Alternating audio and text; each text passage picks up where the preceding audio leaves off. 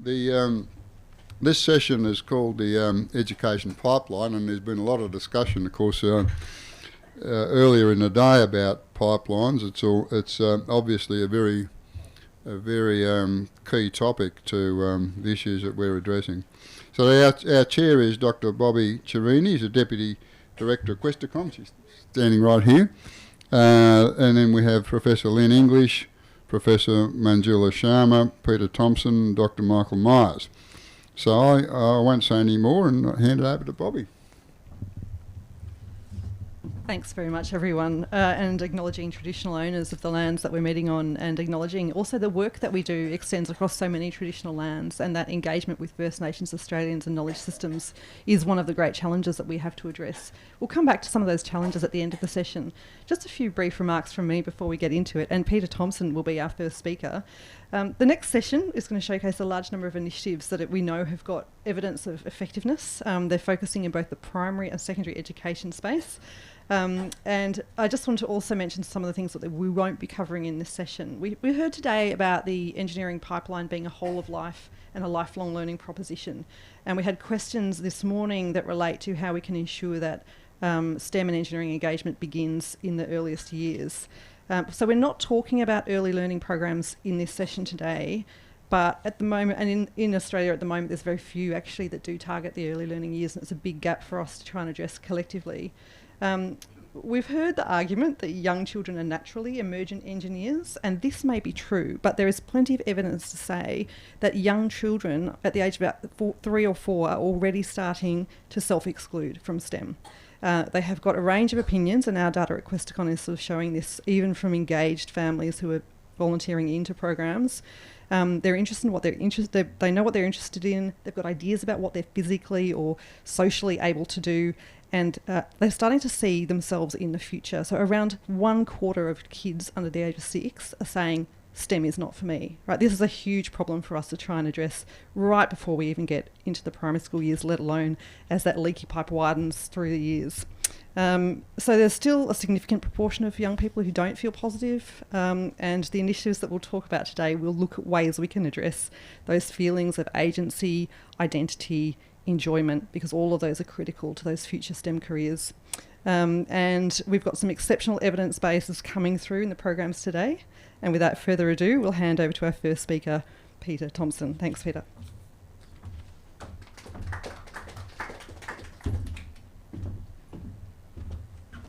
Thanks everyone, good to be here. Good to be amongst people of same mind, I hope, but I may change that.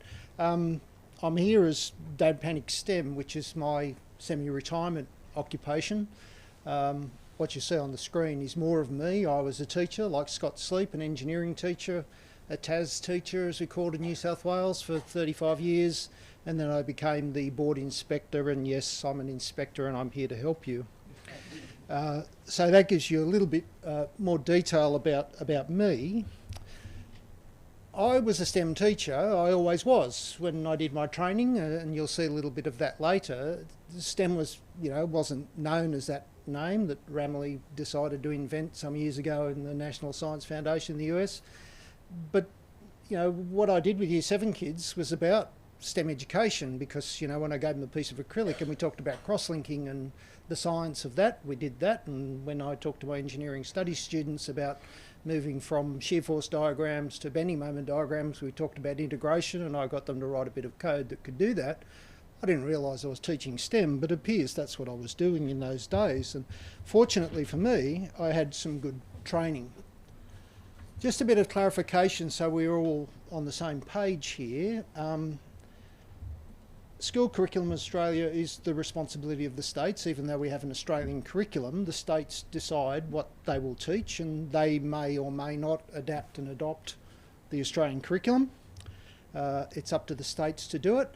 But the Australian curriculum dictates, for us in New South Wales, certainly the mandatory years from years 1, 2 through to years 7 and 8. And there are other parts of the Australian curriculum that can be adapted in years 9 and 10, but they're the elective years, especially in this learning area. It's got a fair bit of history, and this is one of the points I want to raise, and one of the things that I think is an opportunity for the engineering profession. The technology curriculum area was determined way back then in the 80s, late 80s, and yeah, I'm old enough to have been a part of that, where it mushed together the areas that we thought were technology education, and you'll see that it's quite a mix. It's quite diverse. The word technologies seems to have been redefined in recent years with what I say to people is the Harvey Norman definition, because if you ask somebody in a school these days what the technology is they're using, they will talk about devices and computers and coding and really focus on digital tech. For me now, technology probably could be replaced with engineering, because I think the definition of engineering also in my career has changed over time to be more design-based, because back in the 80s and 90s, I'm sorry folks, but engineers weren't seen as being that creative. In fact, I remember sitting in a meeting at the Department of Education, New South Wales, with a fairly senior officer who said to the group, well, engineers don't design. The outreach officer from UTS fell off the chair at that point, and we went through the process of explaining what engineers do. So that's, I think, one of the biggest problems you lot have to overcome. So what's going on in the place? Well, primary ed's pretty good. Have a read of some of this. But I want you to try and find the word engineering there. You probably recognise that a lot of this is engineering work, because a design approach, a pedagogy of problem solving has been something we've had in curriculum for decades. Of course, to meet human needs. That's part of what we do. New South Wales has had a design curriculum since 1983. So we've had this for a long time, but it's not called engineering. That's your problem. This is New South Wales Science and Tech curriculum. It's terrific, but it doesn't mention engineering, even though most of us would recognise what it was. And here's the bad news. It's 6% of the whole curriculum for primary schools in New South Wales. Now, this is mandated. This is good, because what I'm reflecting here is probably worse in other states and territories. So to get that science and tech happening, so I'm teaching science, I'm teaching technology, the Australian curriculum, which has two subjects, design and technologies and digital technologies, and I have to fit all that into 6% of the time, is a real issue for getting engineering front of house in a primary school teacher's mind, when they have perhaps little experience and expertise in engineering, as we've said before. So, you know, it works out to a few hours a week. Junior high schools across the country, we have the Australian curriculum, and it does contain some engineering terms, engineered systems, and of course there's the digital technologies content, which in New South Wales we really like to integrate into project-based learning. And we're talking now in the mandatory years still, this is years 7 and 8, New South Wales dictates 200 hours of study for that. Again, it's a good thing. We've got some good engineering terms in there. And we do nice sorts of project-based stuff, and if you've got some STEM background yourself as a teacher, you can talk about vector addition, you can talk about mechanisms, and you can explain what's going on here with the falling critter down the stage. And if you've got time with students, you get them to design their own. Year 9 and 10, pretty good too. Scott's mentioned iSTEM today. It's fantastic what's going on with that, and it's really taken up. We also have an engineering course in New South Wales, one of the world's first at years 9 and 10, an elective course in engineering, and as you can see, it focuses on some things. But we're lucky to get 2,500 students out of 76,000 doing that. That's our problem, and it's been mentioned a few times about public perceptions of engineering. My wife has a great story about her grandmother who told her parents that she was going to be marrying an engineer, and the family said, "Why would you want to be married to a tradesman, dear?" And I'm sorry to say, ladies and gentlemen, that's still the image of engineering that we have a lot in the community that we do need to address. And there's been a lot of work over the years, but we're still not there yet. Sorry, I shouldn't have put that slide up, bit of a workplace issue there with that boy on the bench. But he was very proud of the size of things. So these are the sort of things that we're going on within schools, and of course we're doing control tech and that sort of stuff. So all good.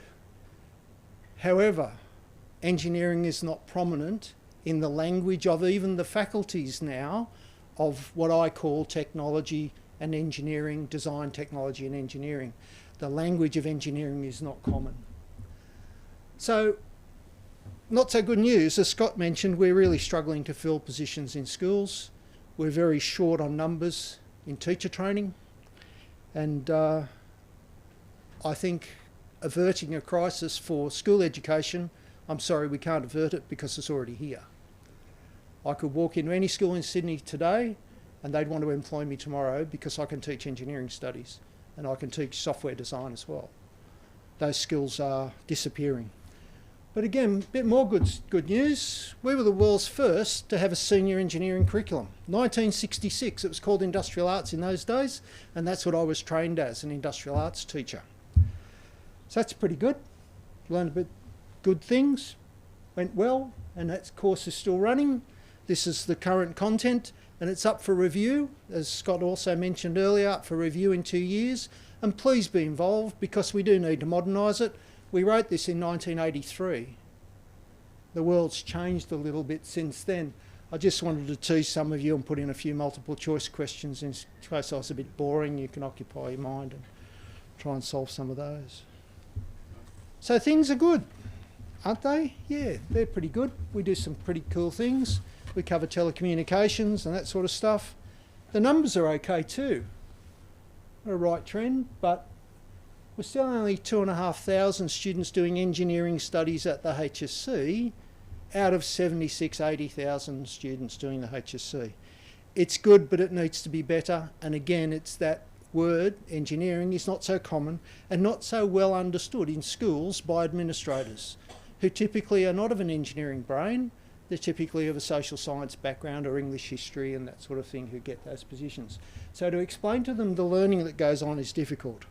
So I'll finish off with this. This is my degree way back when. Most of it. It's a lot of it. That's what I did as an industrial arts teacher. It was pretty good. Turns out it was fairly breakthrough at the time. So I came out able to teach all these subjects. To HSC level, you know, I can do electronics and I can do all that tech drawing stuff, and now I train teachers in CAD. It's one of my hobbies in my retirement is don't panic. I go and train teachers in CAD modelling and simulation and artificial intelligence and all that jazz. This is what we do today to match with the Australian curriculum. And that's probably for me my greatest concern. I see it as the greatest threat to my profession, my ongoing career paths for teachers. Because it's too diverse. And I'm not talking about going back to 1976. I'm talking about passion. If your child's doing physics, you probably want somebody teaching them at the HSC, at graduation of high school, who's got a passion for physics, who would look something up at the weekend about physics, who'd follow SpaceX and that sorts of things. I don't see that anymore because quite often there's a PE teacher teaching that technology mandatory course. I've got a food expert, a passion with food, trying to teach engineering to year 7 and 8 kids. It's too diverse. So there's an opportunity for input, to teacher training, to improve things. So good news, bad news. We've got good curriculum. I'm very proud of it. When I speak in the States and show them what we do, they're amazed at what we do in our breadth of technology subjects in this country. We're okay, but we're going to die because of lack of teachers. We've done it for a long time. iSTEM's great. It's there, but it's hidden. You've really got to look for it, and we need to really boost its presence by explaining to the public and explaining to all schools the value of studying an engineering design subject. And maybe some language changes would help us. Thanks for supporting schools as you have for many years. And to finish off, I've been doing this for 45 years. I've delivered similar messages to the Australian Council for Engineering Deans, to Engineers Australia in Canberra, to Engineers Australia in Adelaide, to Newcastle, and to Sydney in the past. And this is my last chance to do it, so get off your bums and get active.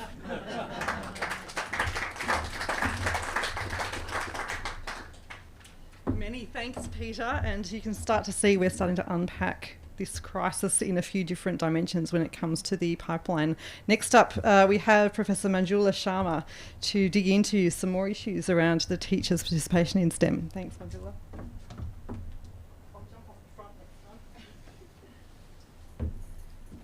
Thank you, Bobby. Thank you for the invitation. And thank you, Peter, for setting me up. Now, the STEM Teacher Enrichment Academy. The STEM education pipeline is heavily reliant on teachers.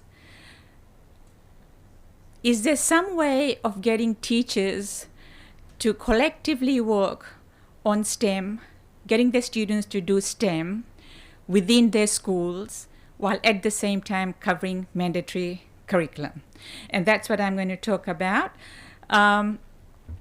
So in covering the brief, I'll share a bit of the work that the STEM Academy does, and while doing that, I'll try to sort of show how we cover the mandatory curriculum and do STEM with the students. So when we look at the STEM in schools landscape, we see that STEM content is produced by various processes. Sometimes we have external experts who produce STEM content and then pass them on to schools, and then they're delivered in outreach programs or via schools, all the way to the STEM subjects that are within the curriculum being reorganized to generate what we call integrated STEM. Now, teachers are involved in various ways in developing, being involved in preparing the STEM content, and then they deliver the STEM content in their classrooms. Now, what the STEM Teacher Enrichment Academy does is we use initial teacher educators who are experts in student learning and curriculum matters, as well as being deeply engaged with the evidence based on what constitutes good practice in STEM education in schools. What they do is they then guide the teachers that come in to work with us to create their own STEM projects. So the teachers create their own STEM projects for their schools. And they're supported by scientists and engineers. My time's up? So one of the things that we do is we get our teams of teachers from each school to think about a problem that is of importance, or that their students are concerned about, or their school community is concerned about, or they identify something that's of interest to their learners and their community.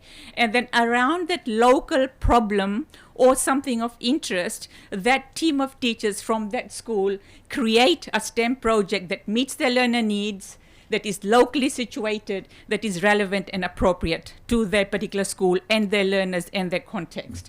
Why is this important? It's because the 2019 ACARA Civics and Citizens survey had shown that students are concerned and they care about global issues. They feel helpless and they feel anxious. They actually want to be part of the solution. They want to see that they can do something and that they're able to contribute to the solutions of these global problems. And therefore, by teachers creating STEM projects for their schools, for their students, which are learner-centered, they become influencers of hope to their students. And that's really, really important. Now, penetration and uptake was part of the brief, and we consider penetration and uptake in terms of the school as a unit, the teachers, and the curriculum. So the STEM Academy has comprehensive year-long programs, and as part of that program, the STEM penetrates the scope and sequence of the teaching content of test subjects, math subjects, and science subjects in high school, and of science and technology and math subjects in primary. So that means they cover a bigger chunk of the curriculum as described by Peter. Something like 36% by the time you put STEM into maths and science and technology for primary. So that means as a package, it's bigger and it can go deeper as well. So as the team of teachers that come in from each school, as they develop their STEM project, they design a solution They prepare their prototype, they test and trial their prototype, and then they redesign. So they're actually going through this process, engineering process, but within all of these, they're covering the mandatory curriculum of the STEM subject areas. It's actually quite clever, if I may say so. A few things emerge for the teaching teams, and this emerges all the time, the three key things all the time, is that in that process, when they are testing and they're redesigning, they really need the maths. Without the maths, the testing and redesigning of the prototype to make it more effective is not possible. So the importance of maths really comes in and hits home. And that is that aspect cannot be undervalued. As one of the maths teachers actually said, they have trouble engaging students with maths. And they say by doing this, STEM is mathematics in physicality. Their students actually want to do the maths because they see that without the maths, they cannot improve their prototype. Software, coding, computational, and connecting with industry partners and community adds to the value of the project and makes it more authentic as well. In terms of uptake, each one of our cohorts is about 8, has minimum 8, 12 to 14 schools participating. The teams share, learn from each other. So there's a lot of cross-sharing from each of the teams. In a retrospective study in 2017, we found that 90% of the schools that had responded expanded their STEM curriculum, and they had it embedded within the future years, and 85% of them had a STEM team across those disciplinary areas, all working together over so many years. So that was really powerful that they're collaborating. So in terms of penetration and uptake, we look at schools. Schools are creators of the future, and that's what our unit of function is for us in our STEM Academy program. And then the cohorts are really, really important because they really work together brilliantly. Another aspect of penetration and uptake is principals. Principals are critical. Right, so we keep them engaged by keeping them in the loop of the communications. Here's some unsolicited comments from principals. This first one says, there's a deep understanding of the syllabus and its content. And this is really important for out-of-field teachers as well. But together with that, teachers who are in the field get even deeper understanding of their content because they keep teaching the same things. Now when they see other schools doing other STEM projects and they're all unique and different, they figure out how the content applies to different subject area, to different STEM projects as well. So that's really interesting. The second principle out here, and there are lots of comments like this that we receive, expands the life opportunities of our students. Students and parents want more. Teachers. Consistently, we've been giving out evidence-based surveys to our teachers, and all the time we find a difference between the pre-test and post-test. Overwhelmingly statistically significant differences in teachers' individual self-efficacy of STEM teaching and collective self-efficacy of STEM teaching, because STEM is a collective multidisciplinary area. Now, teachers submit a final report at the end of their project, at the end of the year, and this is to meet the school development plans, school improvement plans, which each of the schools actually have. They've got to kind of collect data towards that and see how the STEM project has contributed to the improvement plan for the school. And so we get ad hoc things. But all the time, all the teachers will come back and say that all students have benefited. Those who are special needs, and those who are gifted and talented. It kind of pushes everyone up because everyone has a space and could do something within that STEM project. So that's really powerful. And they often sort of say that there's improvement in the results, but subjects, maths, science, and so on.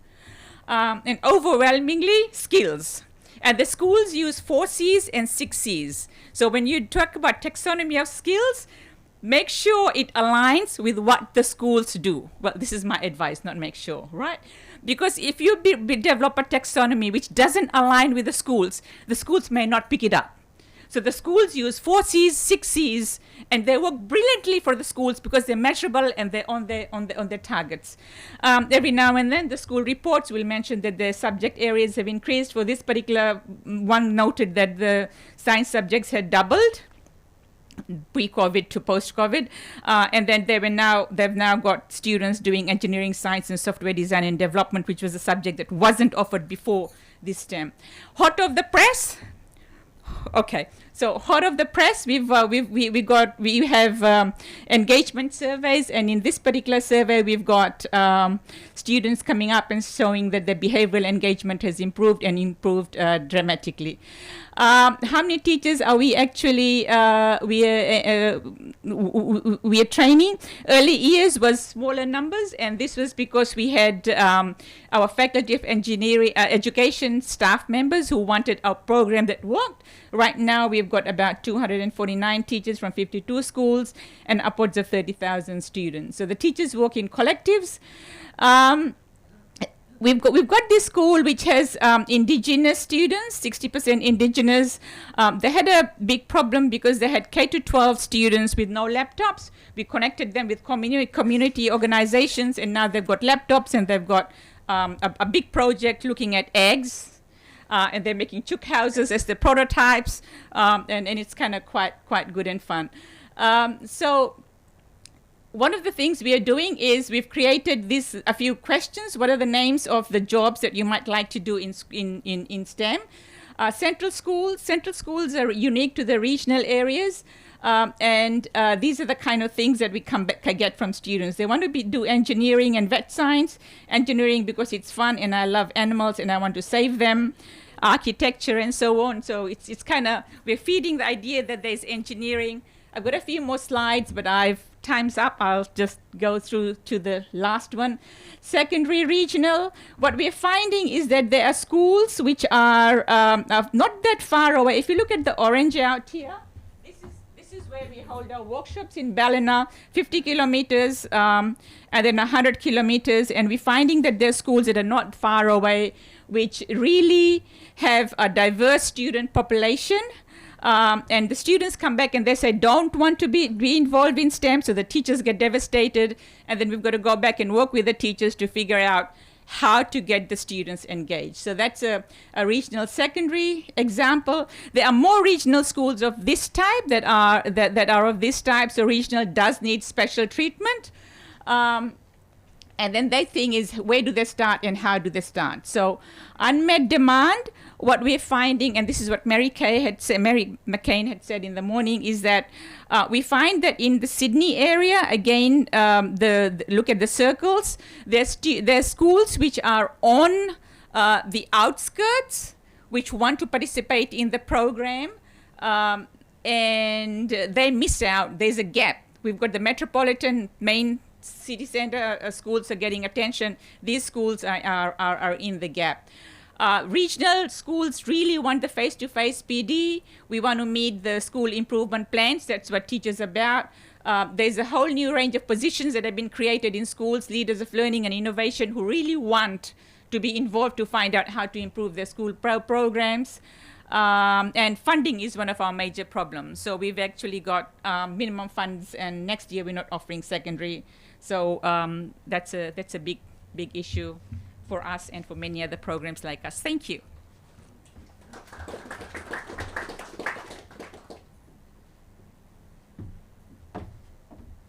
Thank you, Manjula, and I'll be the next presenter for our AV technicians. As we're bringing that one up, I'm just going to give a quick lightning talk on Questacon, a couple of Questacon's programs. We have many, but a couple that speak strongly to engineering education. By way of introduction, some of you might know Questacon in Canberra, a big white building built in the 80s, really cool architecture. But what you may not know is that we're travelling thousands of kilometres nationally to reach out into remote and regional communities in particular, which have such low access to STEM engagement. In case you're wondering as well about the great timekeeping in this group, it's because I was going to yellow card and then red card everyone if they went too much over 10 minutes. So everyone's sticking well to time. See if I can do it too. I know Michael Meyer will keep me on track there.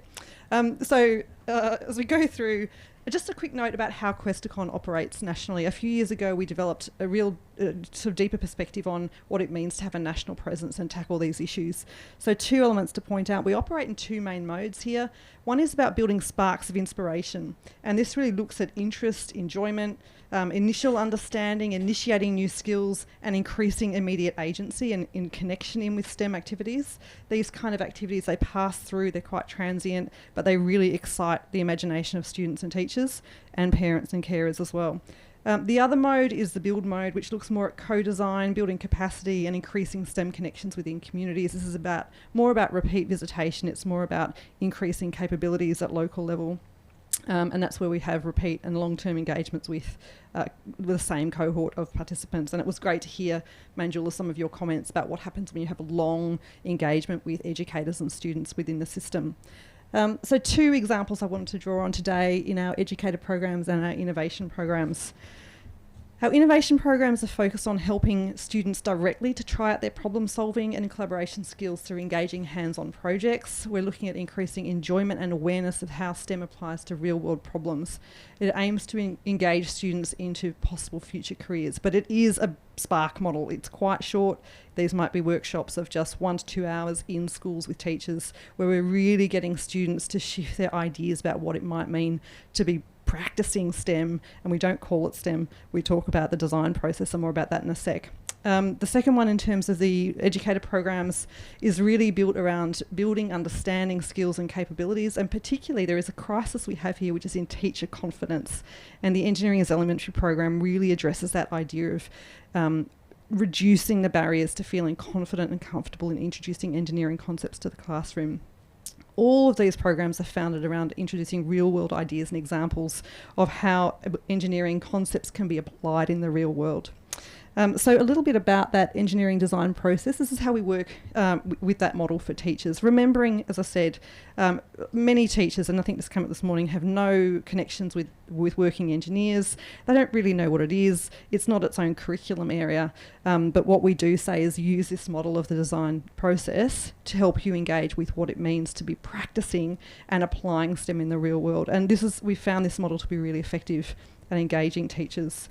There's a suite of programs that come in together that use this idea, and I just want to quickly highlight those, where we've got the 3 elements of Engineering as Elementary, which is really modelling STEM and engineering practice, STEM Futures, which is about embedding an engineering and STEM culture within schools, and particularly engaging with school leaders as critical partners in enabling teachers to keep going with this work. We hear all too often from teachers who are saying, I love this work, I'd like to do more, but my principal doesn't get it, the administrators don't get it, we don't have the capacity in the school to support it. And the new element that we're introducing is the Implied STEM program. Now, this is really about schools having the capability to design and implement their own STEM programs. So, they say that old adage, if someone's hungry, don't give them a fish, teach them to fish. And that's what this Applied STEM program is all about. These 3 programs have just recently received new funding, and I'd like to acknowledge the support of the Australian Government and Defence for supporting these programs. Over the next 5 years, we'll be able to scale up and roll out all 3 of these elements nationally, which we think will make quite a big difference. But noting, there are 156,000 primary school teachers in Australia. And over the last 3 years, with our Engineering as Elementary program, we've been able to see 1,400 of them. So that just indicates to you, I think, the scale of the challenge when it comes to achieving a national uplift for primary school educators. And just a final note on this, the Applied STEM program really builds on the other 2. So the idea is that all 3 of these programs will work together to firstly introduce teachers to engineering practice and design thinking, and then let them build on that within the school culture, and then let them really design and co-design it in their areas. So just a few more words on Engineering as Elementary. Little snapshot here from where we've been so far this year. You can see a big reach out there into remote and regional communities. A couple of things here to note. This was licensed from the Museum of Science Boston, which already had quite a strong evidence base about the effectiveness of this within the US school system. Obviously, we had to do a lot of adaptation to the Australian system. It's a really important, this is a free program. We make it as easy as possible for teachers to participate. We come to them, we offer virtual sessions, and the idea is that we offer multiple connecting workshops if they choose to take those up. It's very immersive and it's really increasing, as I said, confidence and awareness. A couple of elements to point out with this. In linking to the Australian curriculum, we are really trying to... Oh, sorry, I'll just go back for a sec. I just want to point out we have one of the key elements of the program here is a working engineer, and the Engineering as Elementary program draws heavily on people working in a range of engineering fields to come in and participate in the workshops alongside teachers, and these are often the first introductions those schools will have had, and the students that those teachers can talk to about the program have had to a working engineer. This is Flight Lieutenant Ashley Waite. She's a mechanical engineer with the Air Force, and she's taking part in one of our windmill workshops. So there are 8 modules that each tackle a real world combination, from submersibles to parachutes to bridge building to water filters. And Ashley is seen here taking part together. And that value of role models, just a few comments there, really pick up on that the sense that people get of, oh wow, engineering careers look like fun. And these people that I've met are showing me these examples of what takes place in the real world. And then the idea then that they've got a connection that they can go and work through. And I'd just say, for those of you working in industry, if you have got engineers who would like to participate who are not already in a program like science and maths professionals in schools, we would love to hear from you. As we go out into the regions, we need to connect with organisations that have got engineers on the ground who might be interested in being part of these. So moving on quickly now, some of the data from the Engineering as Elementary program that really looks to that change. So the evaluation framework has been quite well developed now. We're looking at a range of dimensions. These are just some. We're looking at these are pre and post results that are coming through before we run the first workshop and then 6 months after. So you can see the kind of outcomes there. Really statistically significant results based on the analysis we've done, and quite large numbers coming through. So we're seeing this significant increase in techniques like inquiry-based learning, challenge-based teaching, cross-curricular STEM teaching. That's sort of really helped them. And of course, it sounds obvious in hindsight, but we didn't know this when we started. The more workshops they come to, and it usually takes 3 before teachers are really saying, I've got this, I can do it. A key element is in around building the community of practice. So teachers talking to one another about, how do you do this? I've tried this. This is what worked for me. This is what I saw in my students. So we saw, even just with one workshop, up to 85% of teachers are implementing in the classroom, and they're telling us what they're perceiving in their students once they've had a chance to run them. So students are reciting engineering habits of mind, which is we think, a great indicator. We can't do a lot of direct surveying with students in schools, but we can use the teachers' observations as an indicator. So we're looking at the spark there for people. This is based on the bridge building unit, and this is a teacher who's done the workshop. They've been given the kits as well that follow on from the training module, and the teacher is reporting back to us and sharing. We get a lot of this Facebook community of practice happening, people showing us what the students are doing. And students were going online, they were researching bridge designs, they were making up their own bridge designs, they're testing them to destruction, and we're starting to see that really rich inquiry-based collaborative design thinking coming through. There have been instances where students' responses have quite surprised the teachers, and that's where we've also seen, I guess, what teachers would say were what they thought were fixed attitudes and non-dispositions towards STEM shifting a bit, with students really starting to see some positive engagement in subjects they might have been disengaged with before. So that's, we're starting to see good signs that the process of these units is working. In terms of culture, STEM Futures, as I said, is really about this whole of school culture, and that's been running for a couple of years now. We're looking at some real development of that to make more whole of school workshops. This is where we bring administrators, teacher support, principals and the teachers themselves together. We found we can do in-depth work with a particular school one by one. The key components here is that these activities are being co-developed with the schools. They're very place-based and about meeting local needs of the teachers and the school culture, and engaging with parents and families in that school community. In terms of real-world STEM, a couple more quotes here, which really highlights to teachers this role that real-world STEM activities and skills have for students. We're looking at problem solving and that connection and connecting of skills and knowledge. So the 90% of educators attending workshops believing STEM should be taught in a cross-curricular way. And I've got a great quote at the end to leave you with on that one. Just a couple of brief words about another program, which is the Student Innovation Programs. As many of you would have reflected on, a lot of the jobs of the future probably aren't around yet. And Chris Ellison from Defence talked about some of those emergent areas like nuclear, like space, cybersecurity, the climate change engineering and so on. So we don't know what those jobs are going to be, but we do know a lot about what kind of skills come in. As others have said, we know that those cross-disciplinary general capabilities like communication, teamwork, design thinking, problem solving are really going to be key, as well as developing those deep pockets of knowledge and being enabled to keep going even if you don't feel that you're an expert yet. And this crisis of confidence applies to students as well, and it's particularly a problem for young girls and young women and for those of culturally and linguistically diverse backgrounds, where they don't see themselves as having the capability yet, and so they will often self-exclude particularly as we get through into the upper primary and secondary years. Innovation workshops are delivered in person. They're labour and resource intensive, but we've seen some really great shifting in the data. And we're looking here at fostering innovation, creative problem solving and working together. And most importantly, and it's an issue that, an element that's been raised by others, focusing on real world problems that make students feel that this is an area worth continuing in, when they can see a connection between what's going on in the real world and the way that they can contribute to a solution. So for students, we've modified the engineering design process into the innovation cycle, which starts with a problem space and then lets them think into it, define their problem, try out some ideas, come back and iterate around that. In this program, success lies not in completing a functioning product, but in failing as you go, in learning that iteration and testing and trialling is okay. That's actually part of being successful as an engineer and as a design thinker, that these are the kind of resiliences that we need to be building up in young people. And this is about accepting failure as feedback, and that absolute failure, we've seen young people celebrate it when their prototypes fail to destruction and when they start to see that their creations are just as good as those of others. An example of creative controls, workshops and feedback from a student when they're being inspired to make and try new inventions out.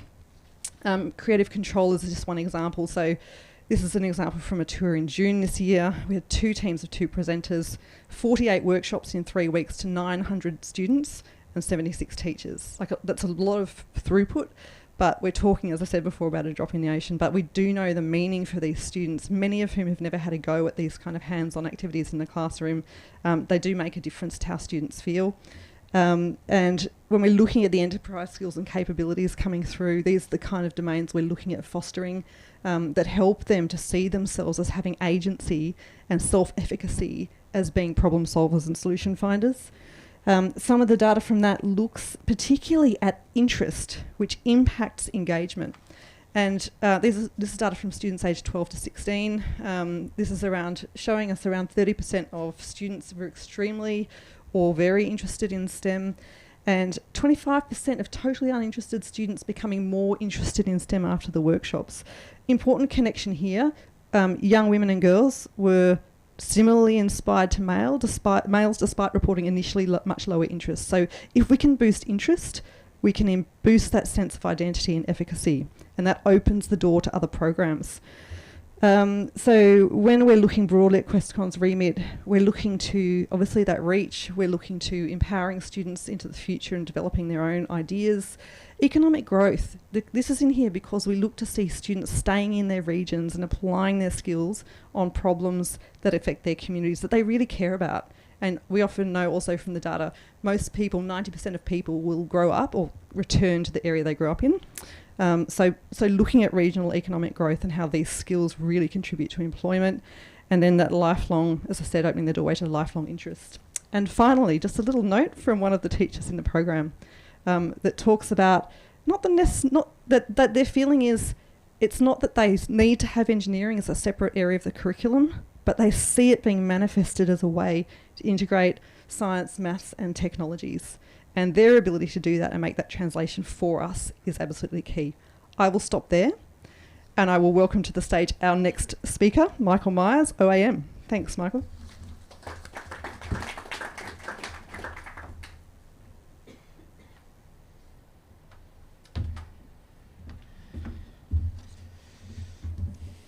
got 9 years in 9 minutes here, so hang on to your seatbelt. My impression after working with kids for the last 25 years is that it's about motivation rather than process. So I'll try and flick through some of the stuff quickly. I have 4 daughters, and the story that got me motivated right from day one is that when number 3 went to high school, I hadn't done much at the school. I was working on the hybrid Camry, the 787, the A380, a whole lot of stuff about a kilometre from the school, and I could see the school. And I went up to the principal and said, I feel guilty, I've done nothing around the school, what can I do? And he said, you're an engineer, we have kids building mileage marathon cars on a Monday night, and you should be able to help them. So I said, not a problem. I walked in the first Monday night and the kids rolled out a carbon fibre monocoque car, they had the world record at 3,200 miles a gallon, and I fell off my perch. And I turned to one of the kids and said, how did you get to do this? And he said, no one said we couldn't. In a sense, that started the process. I'm a kilometre away with the best technology. These kids have no technology. What could we do if we gave it to them? Many other stories. In 2005, we had kids doing, in primary school, 3D printing toys. And this is my daughter, who at 5, I couldn't get her to go to sleep, so we designed a toy for her. And then she ran down the letterbox expecting to pick it up out of the letterbox. She's just finished a degree in digital simulation, and her job now is creating avatars for people all around the world. So it's only now I realise the impact we had for her at that age. Today, the 2 of the major programs that we run are F1 in schools and subs in schools. F1 in schools is now, it's about a real world project. The kids do it all year. We're in 17 or 20,000 schools in 56 countries now. Australian students are the best in the world. We've been world champions 7 times at that. And next week we take 6 teams of kids to Singapore to try and make it 8 world championships. Australia is known as producing the best STEM students anywhere in the world. And we keep being asked on can we coach the rest of the world on how to produce STEM students. We started subs in schools purely on the back of, we try and pick a subject that attracts the motivation of children. F1 does that, and I have to thank Netflix for multiplying what we do there. Same with subs. I knew when we got into subs it would be 20 or 30 years. I didn't realise nuclear would come along, and that's just blown us out of the water in terms of interest in kids wanting to do this kind of stuff. Same, it's a set of things. We've now got invitations to roll it out in the Americas, from top to bottom, in England, in India, in Mexico, and I'm not sure how we're going to handle that process, but it's the point I want to make is the rest of the world is coming here to find out what to do. We make the mistake of thinking it's overseas is better, and it's not, I can assure you. Some numbers here. We're about 500 schools. At COVID, we took a bit of a shunt and went backwards, but since then it's growing about 90% per annum. We're picking up, in the last 3 months, we've picked up 90 schools, which I haven't even put on that list there. We've got 13,000 kids in the F1 in schools. And I was at Mundi a week ago, and this is where they come to do this nut bush city world record. And there's 7,600 stupid adults doing a dance in the middle of the paddock, and I'm standing there saying, hang on, that's exactly the number of kids that we've got in the F1 in schools competition this year competing. And when you see the number of physical people, I hope it gives a bit more value to the number that's put on the page there. Our biggest problem, I was asked to ask about problems, we can't handle the growth. It's just coming too fast.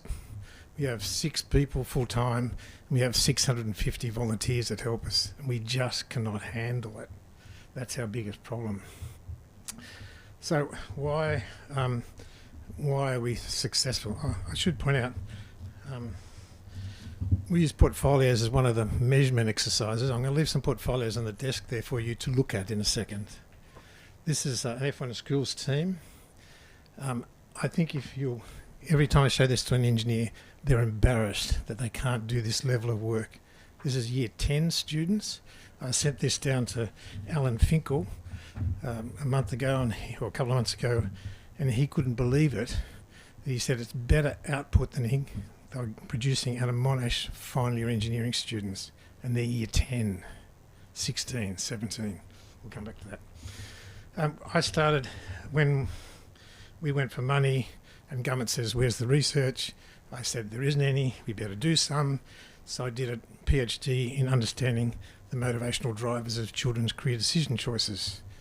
Started in 2006, and we've continued the research on the differences between boys and girls. I was in Melbourne at the Education Department, and I said, we've done this research on boys and girls, and they said to me, oh, you can't say boys and girls. Someone will get offended. And I said, I'm saying boys and girls. That's what it was like when we started. It's about the differences in them and the language you use to attract them. And we use that language, and we have no trouble getting boys or girls involved in anything.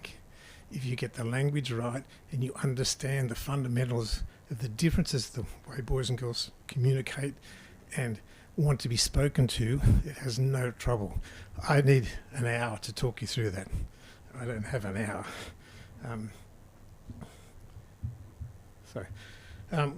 From that research, we've got lots of it, thousands of graphs.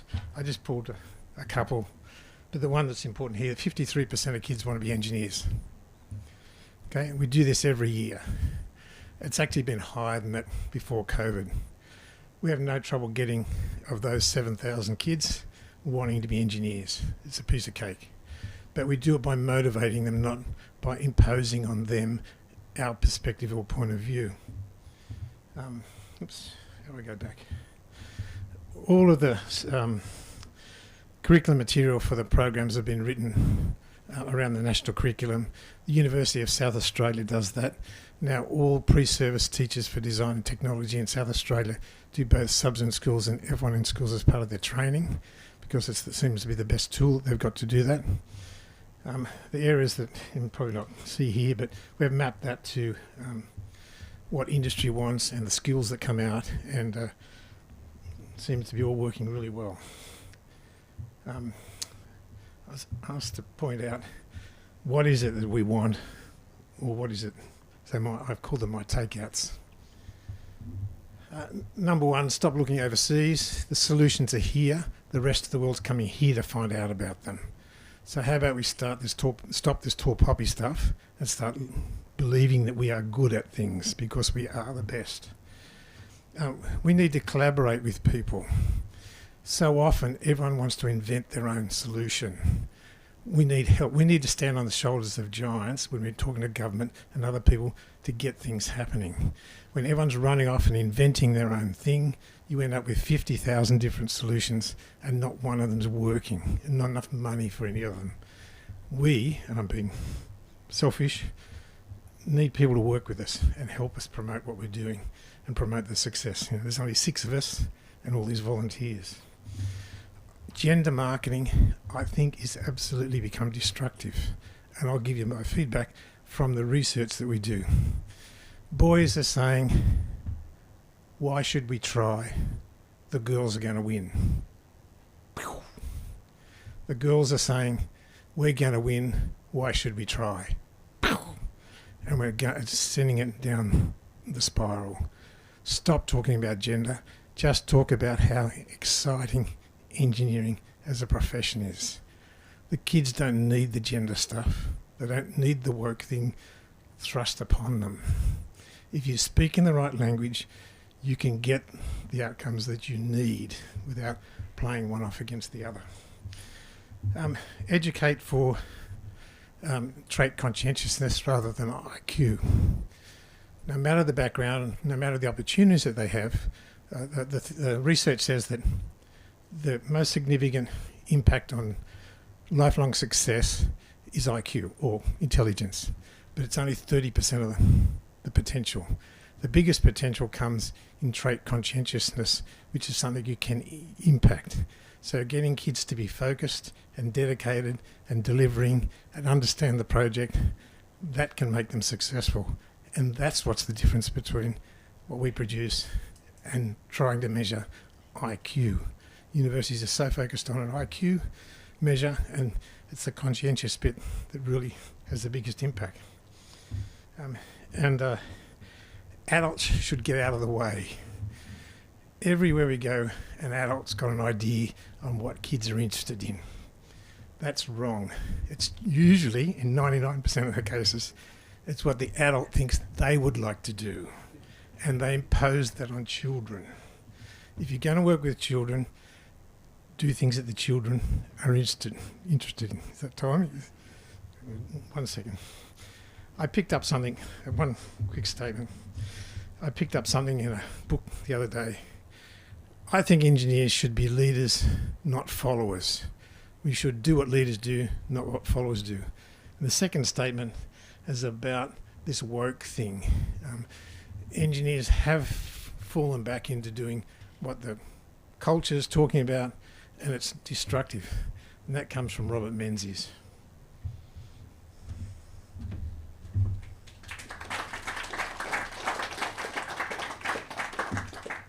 Plenty there to whet your appetite. And now our final speaker, Professor Lynn English. Thanks, Lynn.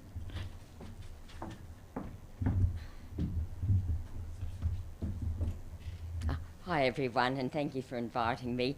A lot of what has been said so far today reinforces what I'll be saying, or I'll be reinforcing what has been said.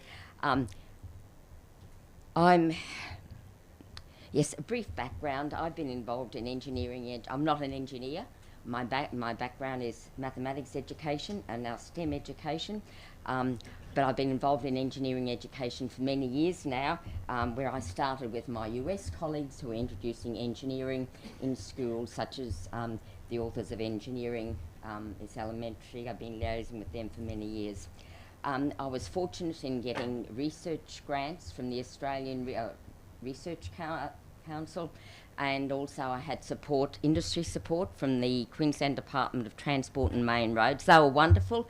They couldn't give me much money, but they at least enabled me to use their engineers, and the engineers were wonderful, and they came out to the schools with me and talked to the students about what they were doing in their everyday career. Just another brief background. I've published a lot in engineering education because I want to get it out in the field and show people what young children can do. And I published a book mainly with US colleagues, and there are some other books coming out as well. But there have been impediments, and there still are, to my engineering education research, and this is it's not valued in primary school. Curriculum departments tend to be closed, and I'm speaking about Queensland. When I approached them a number of years ago, no, we don't do engineering, it's not in the curriculum. How are we going to assess it? No. And so they just wiped me, even though I showed them some of the activities that I've developed, the professional teacher courses that I've done, and so on. It's difficult in getting funding from industry because they don't see the value in primary school children, even though that's where it all starts.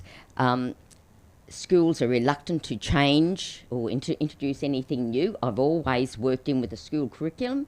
For example, if what they're doing in science, maths, bringing that together as part of the engineering courses. And in many schools, all they're worried about is curriculum assessment.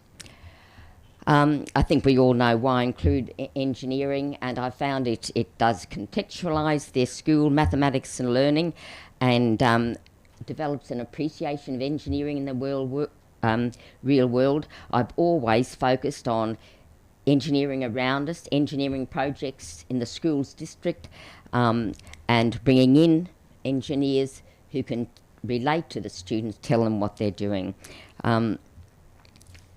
And engineering design, which we've been mentioned several times today, is a key link I use engineering design processes, not just in engineering, but linking right across the STEM disciplines.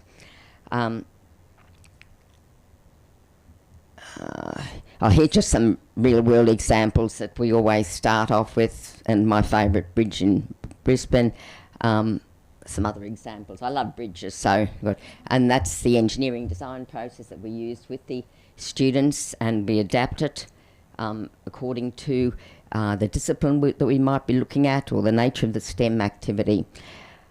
Some activities that I've developed that have incorporated engineering, but I've also got to incorporate maths and science according to the teacher's curriculum, because they don't have time to introduce anything that takes extra time. So one activity I did was designing a mini golf course. We explored the mini golfers courses in their area.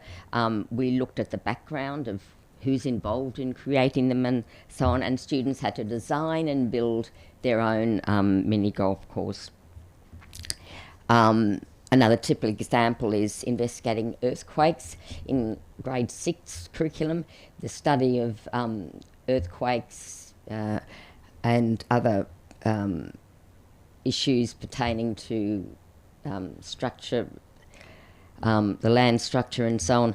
We built on that, and one activity we developed was investigating the earthquakes. We looked at dampers, the use of them, for example in Taipei.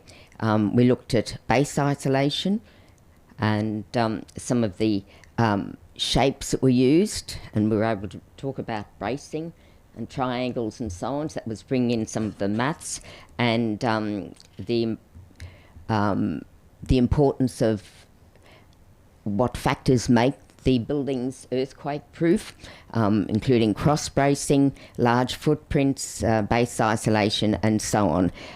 And that was bringing in the other subjects as well, and the students had to model an earthquake-proof structure. So there were some of the other goals we had, realising how they can combine shapes to increase strength. So this is a challenge we gave the students. We said, your team has been asked to design for projects for countries. You need to design a building that can withstand an earthquake in the Philippines. And so that was their challenge. And we had the materials, plasticine, all that sort of thing. And there was also a budget as well. And then we made a simple shaker table, and we gave the students constraints. When they made their building, they had to adhere to these various constraints, at least one triangle, at least one square, and so on. And we then, after they'd built it, we said, well, what can you change to improve your design? How will these changes make your structure better and draw and label your improved design? And these were some of the sketches of these students who were 10 and 11. And these students, by the way, were at a range of schools, all-girls schools, co-ed schools, private schools, and state schools, and in poor areas as well. One of the areas where the project went very well was in a very difficult, underprivileged area. The students loved it, and the teachers were amazed at what they could do. But we couldn't go back there after the first year because the principal changed, and he didn't think the engineering warranted any time. There are some other sketches that the students did of their buildings, cross-bracing, squares, triangles, and so on. And that's another one that listed the materials they used. These are just some of the examples they did. There were, because we did these booklets and we had the activities ready to be implemented, other schools came on board and they implemented the engineering activities without us being there. And the students, they just loved it, and the schools continued using engineering activities throughout through a number of years. And one aspect that I think is important after the students have completed a project, we asked them, for example, which was your best design and why, because they had a couple of goes at creating their product, and it says, what did you do to further improve your design? If you could even make it better, what would you do?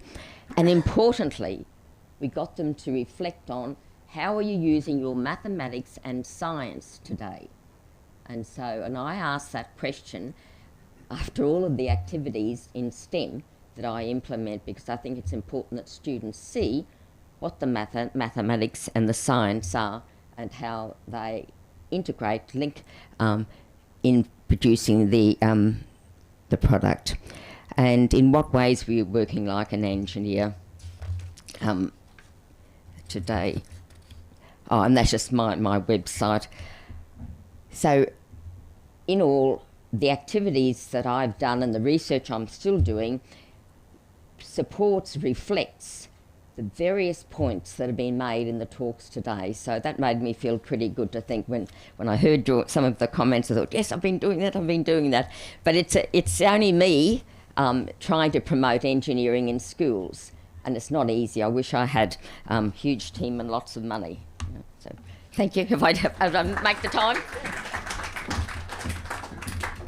Thank you so much, Lynn, and to all of our speakers in the panel. We're just about to kick off the next session and hand back to George. But just in brief summary, we've got a number of challenges that lie ahead. And of course, we did unpack a whole range of different dimensions of the current, let's call them crises, but also opportunities. We talked about the crisis of visibility, of relevance, of authenticity, of confidence for teachers and students, of building support within schools, of building the capability of teachers and localisations, of the problems of continuity, of building connections, of increasing collaboration, the problem of tackling the demand for programs and our ability to service them, the challenges of communicating effectively with the audiences for those programs, and the problems of continuity and funding. So in brief, that's all we have time for. If there are questions for this panel, we can pick them up in the next session or the one after. But thank you very much.